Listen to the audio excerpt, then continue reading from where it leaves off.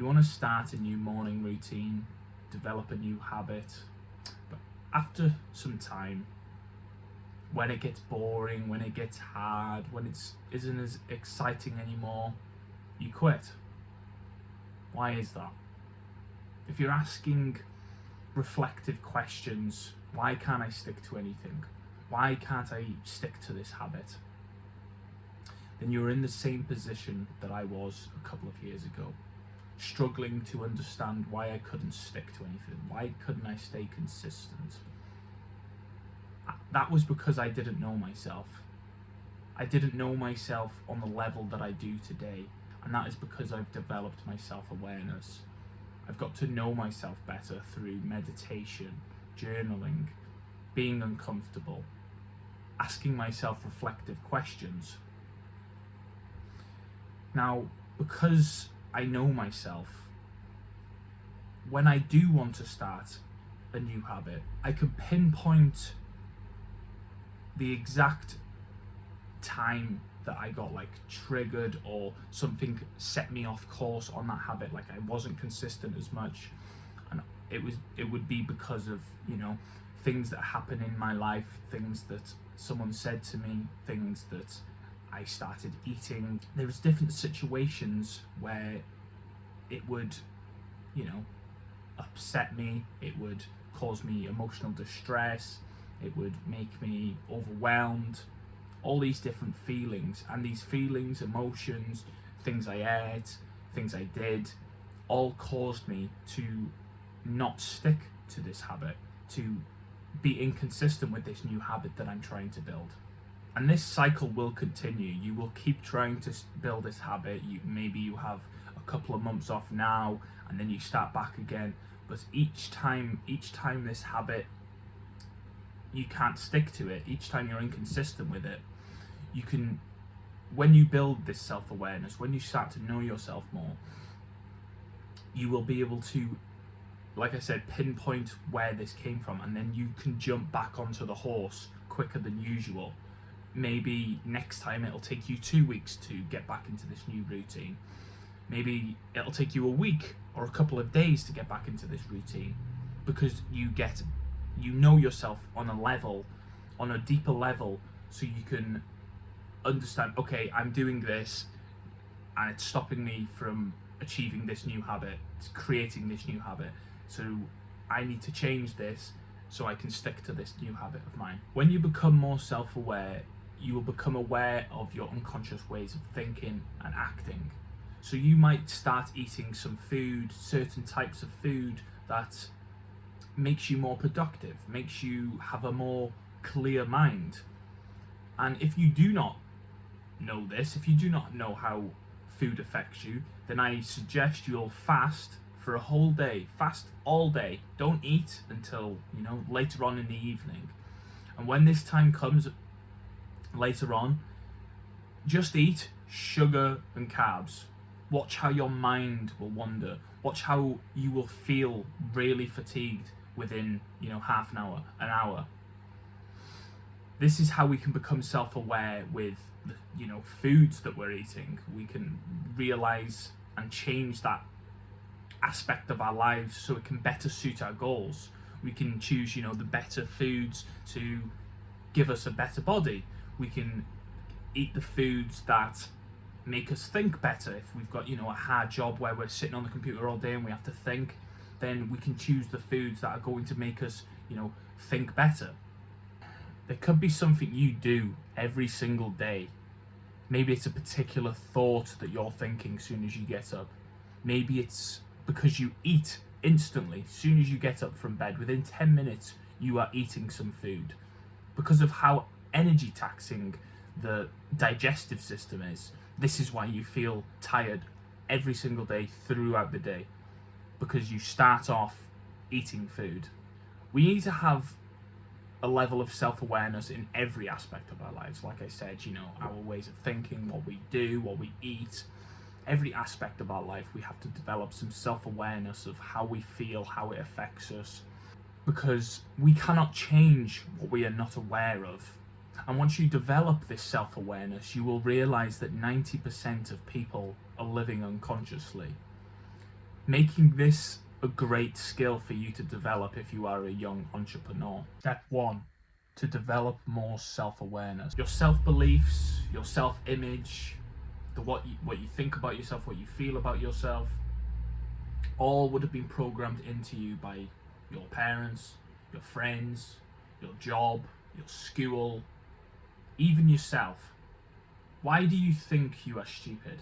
Why do you think you are lazy? Is it because someone said something to you one time in gym class? When we can pinpoint exactly where a self-belief has come from, it will help us process this and then move past it by accepting it. Then we can change this self-belief, this self-image, to what we actually want to feel, what we actually want to think about ourselves. By accepting it and by accepting where it has come from, now we can move past and tell ourselves, okay, I'm confident, I'm confident, I'm confident. I can talk, I can talk, I can talk. This is not an easy task to do because we have to go back and, relive them experiences that created this self-image in our head. But this will be an uncomfortable situation we are going into. It'll bring up emotions, feelings, anger, resentment.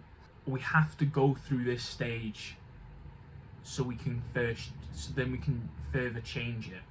Do you want to be comfortable but struggle your whole life, struggle to develop new habits, struggle to talk to people? Or do you want to be uncomfortable for a little bit so you can be comfortable later on? We both know that when we're uncomfortable, this is where growth happens. Think about when you've broke up with your girlfriend, when you broke up with your ex-girlfriend. After this breakup, you're upset, you're lonely. But then what happens? Big changes happen in your life. This is where your fitness journey starts. This is where that business idea comes from. This is the very start. Uncomfortable situations is a breeding ground for growth. To develop our self-awareness, we have to develop the practices that come along with this self-awareness. The first practice is meditation.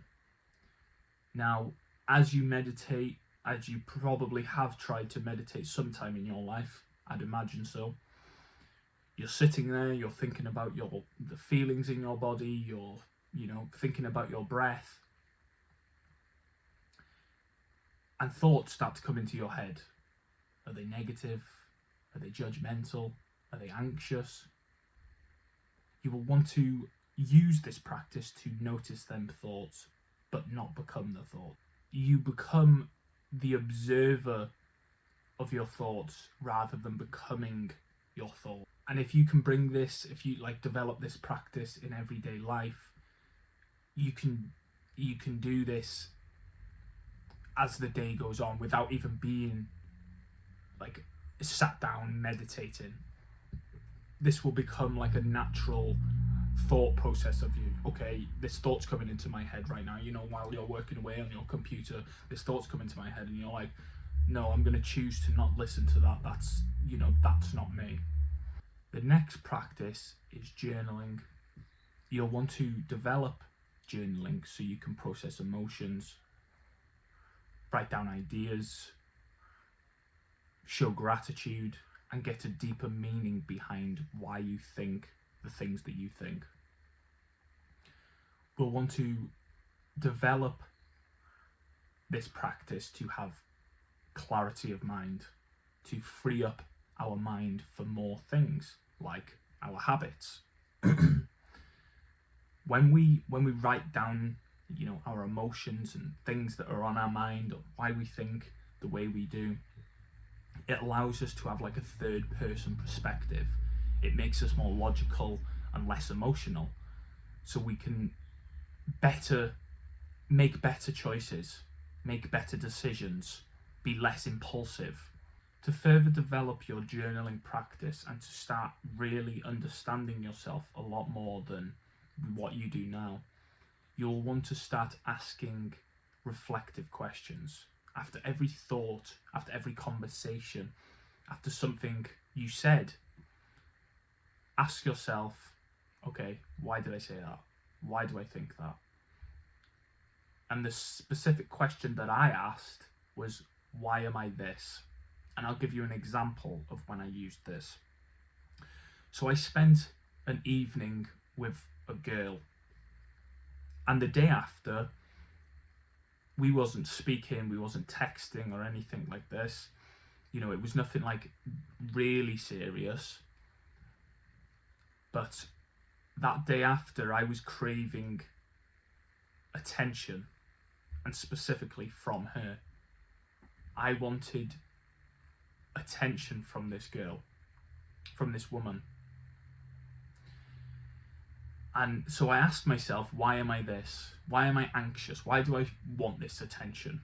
And I came to the conclusion that because I didn't get this attention from my childhood, that I crave that in other people. I want other people to give me this attention that I've lacked my whole life. And you can see this from my past relationships where I was an anxious attachment style. If you know anything about attachment styles, anxious, avoidant, and secure, you will know that an anxious attachment style is they're texting you all the time. They want your attention. If they're not with you, they're, you know, upset, or they're worrying, they're anxious, playing these things in their head. And so that was me. And that all stemmed from my childhood of not getting this attention. So in this moment, how I counteracted that, how I fixed that situation, because I didn't want to text her. It was just I was seeking this attention. I just wanted this attention. It probably could have been from anyone. It wasn't just specifically from her, but because I spent that evening with her, that was the first person that I was thinking of. And so I realized that I needed to give myself this attention. I needed to spend time with myself to give myself that attention, to give the attention that I seeked. So I journaled, I processed these emotions, I ran this whole situation through my head. I started reading, and then within, half an hour, that gone. It was gone. The craving was gone. This craving for another woman was gone. And if you want to become more secure in yourself, more secure in your relationships, this is something that you will need to do. This was something you will need to develop to become that secure masculine man. Step 2, recognize and show gratitude for our unconsciousness. Every time I start to feel overwhelmed, I have loads of things to do, I'm not as productive, I start to let things slide and build up, so I have more and more to do, then I have learned from my parents to start to stress, start to overeat, start gaming to waste more time to make myself even more stressed. I want to go out drinking, I don't even want to go for a walk. I choose the unhealthy foods. To counteract this, I have to set out my week day by day. I have to plan out things that I have to do that I can get sorted day by day. By planning it out like this, by choosing one day, by sitting down and planning out my whole week day by day, choosing the hardest things to do first, and then leaving the things that aren't as hard to do or as long to do. It makes it like a simple plan for me, so I can slowly get back into my routine of having a clear mind, and I can think properly. I would not have recognized this if I did not look back and analyze where this would have come from. What triggered me to fall back into my old ways of thinking and acting, to start to feel clear-headed so I can put the work on myself again. If you have someone in your life that's anxious, angry, then this will have an effect on you subconsciously. The ways you think and feel. You will start to adapt to that person's way of thinking of being anxious and angry. And think about it, right? So you're really happy, you're having like, you know, a really good day, you woke up in the best mood of your life, you're really productive, and you go and meet this friend that's very anxious and angry and emotional. And naturally, to make them feel comfortable, to make them feel accepted, we will bring our mood down, bring our emotions down, bring the way we're feeling down to their level, so they feel like we understand them. This is just like a natural part of being a human. We want to make that person feel comfortable, to make them feel like they're understood. So we will bring ourselves down to this level of that person. Now, I'm not saying, you know, people aren't going to be 100% all the time. That's fair enough. But if they're anxious, if they're angry all the time, if this is just their natural way of living, then in this situation, we have to make the decision to choose to come away from this person, either completely or at least reduce the time that we are with this person, because it can be painful letting that person go. So if that is too painful to let that person go, if you know this person's a big part of your life, then you'll want to reduce how many times you see them and how long you see them for. Because even just being in their presence for, you know, a couple of hours will naturally make you feel more anxious and angry and however, you know, they're feeling. But you've got to remember in this situation, like if you think, no, I can still spend time with this person, you know, whatever, I can help them, I can change them, I can, you know, help them in a way to see it my way. But you can't change someone if they don't want to change. Just remember that if you are in like this sort of situation. Step 3, empty the cup and start over.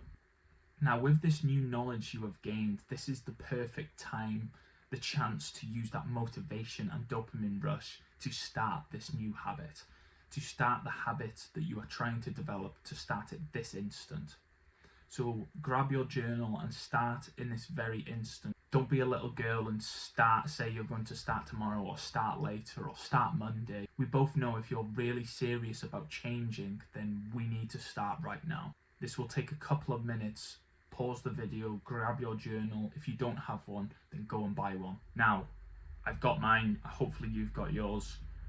This is what we're going to be writing down. We need to develop more self-awareness, through meditation, journaling, being reflective, asking questions like, why am I this?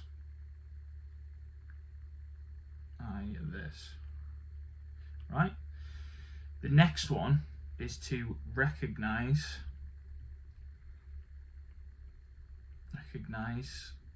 and be grateful. Be grateful it's happened now, but it no longer serves me in where I am going. The last and final step is to empty the cup, and start over.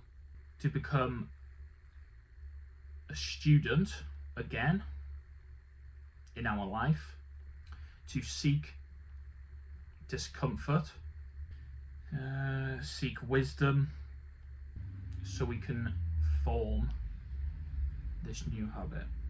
Right. Don't be scared to start over, because this time it's going to be different. You are more conscious. Be conscious of the obstacles that are going to come up. Be conscious of the obstacles that have already been. There's going to be days where you lack sleep. There's going to be days where you don't have any drive or motivation. when these times come, then fall back to these steps, and even fall back to this video if that helps, to hopefully these steps, this video will push you through them discipline times, them times where we're struggling to develop these new habits, these new ways of thinking.